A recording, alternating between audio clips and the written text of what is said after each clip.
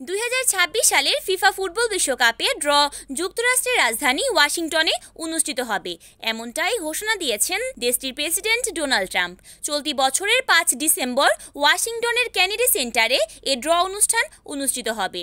এটি একটি performing arts venue এবং ট্রাম্প নিজেই সেখানে চেয়ারম্যান হিসেবে দায়িত্ব পালন করছেন। ধারণা করা হয়েছিল লাস ভেগাসে হবে বিশ্বকাপ ড্র।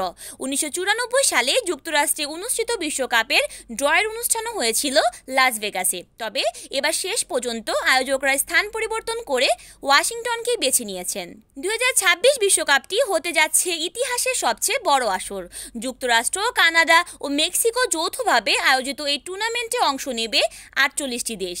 মোট 104টি ম্যাচ অনুষ্ঠিত হবে, যা ফিফা প্রেসিডেন্ট জিয়ান্নি ইনফান্তিনোর ভাষায় 104টি সুপার বোলের সমান। ড্র ঘোষণার সময় হোয়াইট হাউসে ট্রাম্পের সঙ্গে উপস্থিত ছিলেন ইনফান্তিনো।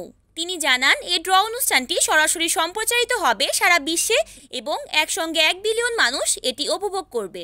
ড্র অনুযায়ী 48টি দলকে 12টি গ্রুপে ভাগ করা হবে। প্রতিটি গ্রুপ থেকে প্রথম 2 দল এবং সেরা 8টি তৃতীয় দল নকআউট পর্বে যাবে। ঘোষণার সময় বিশ্বকাপ ট্রফি নিয়ে আসেন ফিফা প্রেসিডেন্ট ট্রাম্প। সেটি হাতে তুলে নিয়ে রসিকতা করে বলেন, আমি কি এটা রেখে দিতে পারি? Desk news, Aruni Akter, NAN TV।